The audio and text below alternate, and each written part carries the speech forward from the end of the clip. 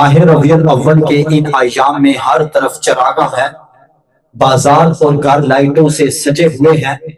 لوگ نبی پاک صلی اللہ علیہ وآلہ وسلم کی ولادت کی خوشی میں اپنا تن من دھن قربان کر رہے ہیں، لیکن ذرا رکیے اور سوچئے، کیا ہم نے لائٹوں سے بازار روشن کرتے کرتے اپنے غریب ہمسائے کا چولہا بھی روشن کیا؟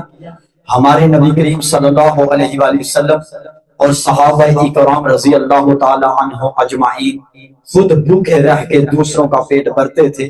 حضرت عمر فاروق رضی اللہ تعالی عنہ راتوں کو گشت کر کے کمزور لوگوں کے چولہے جلایا کرتے تھے تاکہ کوئی بھوکا نہ سوئے۔ 12 ربیع الاول کو ہر کوئی جوش و خروش سے جشن منائے گا، لیکن حقیقی جشن یہ ہے کہ ہم آپ صلی اللہ علیہ وآلہ وسلم کی تعلیمات پر عمل کریں۔